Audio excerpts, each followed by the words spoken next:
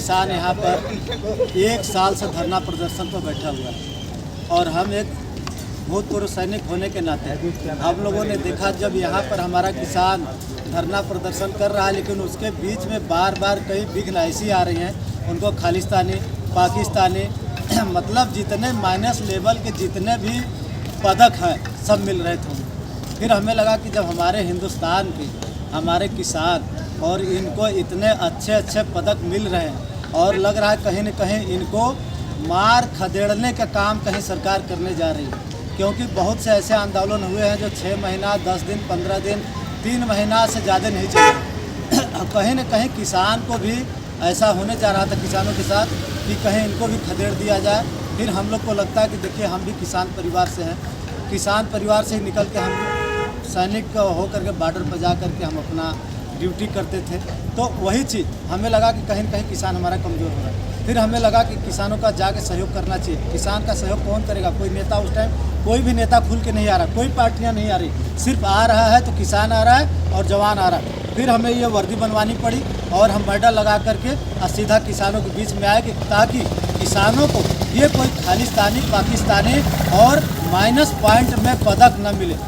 प्रधानमंत्री जी का आभार व्यक्त करेंगे कि उन्होंने उनकी नींद टूटी, उनका जो भी था अहंकार का वो टूटा और उन्होंने किसानों की सुध ली।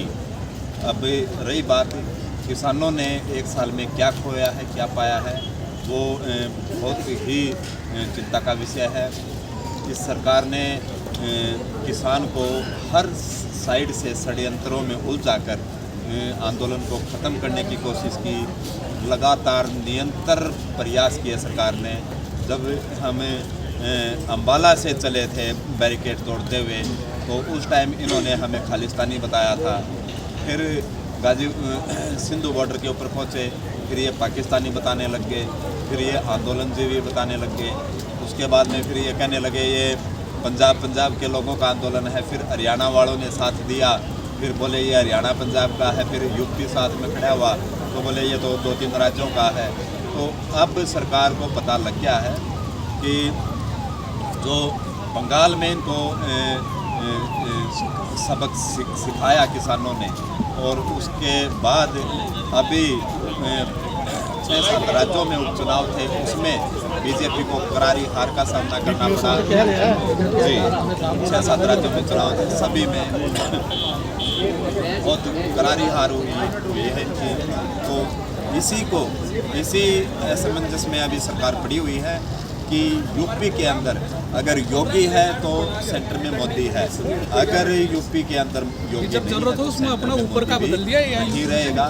तो इसके बाद और 4 राज्यों में और चुनाव है, तो ये सारी चीज़ें इनके सिर के ऊपर। जिस दिन सरकार अभी सत्र चलेगा 29 नवंबर से, और उसमें ये तीनों काले कृषि कानून रद्द होंगे और MSP के ऊपर गारंटी कानून बनेगा। और इसके बाद जो 55,000 मुकदमे दर्ज किए हैं वो रद्द होंगे। अजय टैनी जो राज्य मंत्री है केंद्र सरकार में, यूपी से लखीमपुर खीरी कांड के मुख्य आरोपी,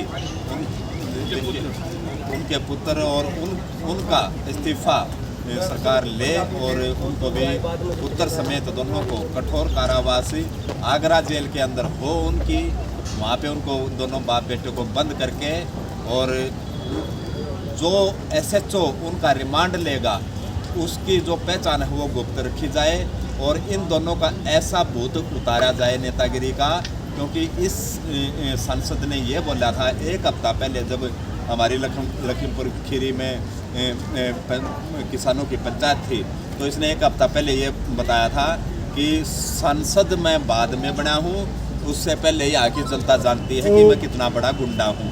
ये लगातार ये बंदा नेपाल में खाद बीज की सप्लाई करता रहा, ये गलत कामों में लगा था। जी। और अब जितने भी देश के अंदर ऐसे कुकर मुत्ते हैं जो ये कमीशनबाजी, रिश्वतखोरी, भ्रष्टाचार ये करते हैं, इनको मैं साफ चेतावनी देता हूँ। किसान यूनियन की तरफ से मैं प्रदेश अध्यक्ष हूँ हरियाणा का, सैनिक प्रकोष्ठ भारतीय किसान यूनियन का। आप होश की दवाई खा लो या तो जनता के बीच में आ जाओ, जनता के बीच में आ जाओ, मैनिफेस्टो लेके और काम कर लो जो मैनिफेस्टो में आपने वादे किए थे। अदरवाइज़ अगर आप ऐसा नहीं करते हैं तो हालत आपकी बहुत ख़राब कर देंगे हम। हमें पाकिस्तान को भी जवाब देना आता है और तुम्हारे जैसे जो अनपढ़ गांव से भागे हुए ये ढोंगी लोग, इनका इलाज भी करना हमारे को तसल्ली बख्श आता है। शक में ना रहे कोई भी। ये तो हकीकत है, इसकी छवि खराब हुई है जब तो कानून। अगर ये आधार से पहले कानून वापस लेता तो महीने 2 महीने में ले लेता। 14 महीने में अपनी मट्टी खराब करने के बाद कानून वापस लिए इसने। क्यों जी? जब 14 महीने जब ही तो इसने लगाए, जब जो देखा कि अब तेरी वैल्यू खत्म हुई। दोबारा करूँगा। बीजेपी वालों को पूछ कौन रहा है? चेक कर रहा था तब कानून क्या मेरी कुछ छवि बन के आ जाए, जो भाई देख इसलिए कानून लिए इसने वापस। इसकी बातों में भरोसा तो किसी को है ना, ऐसा भरोसा हो तो तभी उठ के चल देते। भरोसा तो किसी को है ना, क्योंकि सबको कहा था किसानों को, वो गरीबों को 15-15 लाख रुपए उसमें आएगा खाते में। वो इसकी पूरी नहीं हुई। कौन सी बात इसकी सच्ची है? झूठा पे नंबर है। जब हम उठे जाएंगे, जब यहाँ वो हो जाएगा, जब साइन हो जाएंगे, गारंटी हो जाएगी और एमएसपी पे गारंटी होगी। सरकार पहले डरी हुई है, तो मौका देख रही है हम कैसे अपनी बात से पीछे हटे। ये सरकार तो मौका देख रही है कैसे पीछे हटे। उसे हटना पड़ा, 1 साल हो गया उसे देखते देखते, किसानों को परेशान करते करते, इस मौके को देखते देखते उसे 1 साल हो गया। आज गुरु पर्व है, गढ़गंगा स्नान है, तो आज उसने वापस लेने की घोषणा करी है। अभी घोषणा करी है, अभी वापस कुछ नहीं हुआ। अभी जब संसद में जैसे ये कानून बनाए हैं, वही प्रक्रिया इनकी रद्द करने की, तो वही प्रक्रिया पूरी हो जाएगी, ये रद्द हो जाएंगे।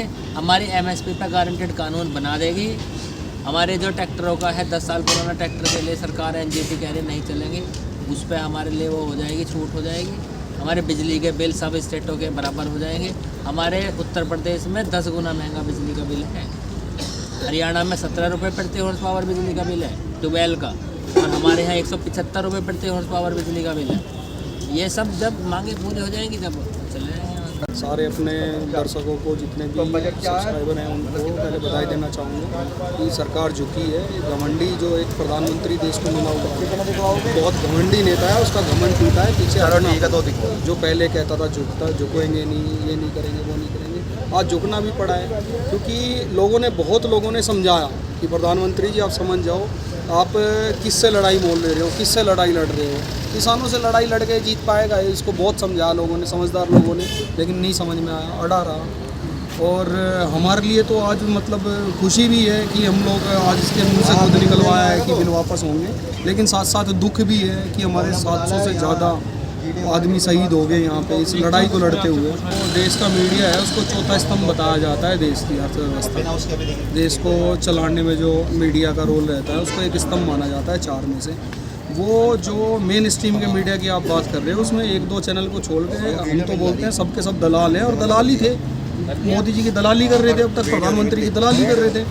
अब हम लोग नहीं समझ पा रहे हैं कि जो दलाल थे, जो एंकर थे, जो इनकी तरफ से प्रवक्ता बन के बैठते थे, और जो इनके प्रवक्ता थे, जो ये बोलते थे कि बिल तो वापस नहीं होंगी, बिल तो वापस नहीं होंगे, एक बात रट रखी थी। वही जितना तोते को पढ़ाया जाता है, उतना 1-2 इनके प्रवक्ता हैं जो भौंकते रहते हैं, भौंकता ही बोलूँगा, बोलते तो है नहीं, भौंकते हैं इनके पेड चैनल पे, वो कि बिल तो वापस नहीं होंगे, संशोधन हो सकता है।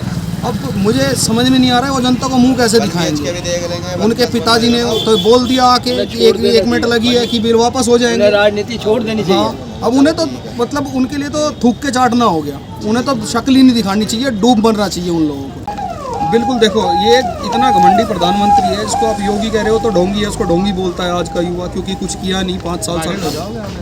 अरे वायरल क्या, उसमें कोई डर थोड़े ना है, इसका ढोंगी है, इसने किया क्या है आज तक? कोई भर्ती नहीं निकली, सारी दुनिया ढोंगी बाबा बोलती है। दूसरों के काम किए हुए, पिछली सरकार के काम किए हुए फीते काट रहा है, इसने खुद का क्या किया है? अब इसको भी इसकी औकात समझ में आ गई होगी। उस दिन प्रधानमंत्री की गाड़ी के पीछे पीछे चला है, बैठने की जगह नहीं है। आज तक कभी भी ऐसा नहीं हुआ था कि किसी भी स्टेट में प्रधानमंत्री गए और वहाँ के मुख्यमंत्री गाड़ी के पीछे पैदल धक्के खा रहा हो। कम से कम प्रधानमंत्री इतनी गरिमा तो मुख्यमंत्री की रखता है पद की, कि उसे साथ में बैठा लेता है। आप सब मीडिया से हो, आपने देखा होगा पीछे पीछे घूम रहा था गाड़ी की, तो काहे का मुख्यमंत्री रह गया है? और इसने किया क्या है? इसने कोई किसानों के पक्ष में बयान नहीं दिया, कुछ नहीं दिया। तो बात तो एक ही है, ये और वो एक ही है, वो घमंडी है, ढोंगी। ये प्रधानमंत्री कितना कमज़ोर है, इससे घटिया, इससे कमज़ोर प्रधानमंत्री हो ही नहीं सकता देश में। इसने पहले किसानों को आतंकवादी कहा, इसने किसानों को खालिस्तानी कहा, इसके चमचों ने किसानों को खरीदे हुए भाड़े पे बुलाए हुए किसान कहा, इसके चमचों ने जो स्टेट में बैठे हैं उन्होंने, इसके चमचे जो दलाल पत्रकार हैं उन्होंने कहा कि ये किसान नहीं है, ये सब लोग पैसे के भाड़े के आए हुए बैठे हुए हैं। अब मेरी समझ में नहीं आ रहा है कितना कमजोर प्रधानमंत्री है, जो खालिस्तानी बता रहा था, जो विदेश से फंडिंग बता रहा था, जो आतंकवादी बता रहा था, अब उन्हीं के सामने झुक गया। इससे घटिया और गंदा प्रधानमंत्री हो ही नहीं सकता जो उन आतंकवादियों के सामने झुक रहा है, जिसको बोलने का ही नहीं पता, पहले उन्हीं को आतंकवादी कह रहा है और फिर उन्हीं के सामने झुक जा रहा है, फिर ना झुकता।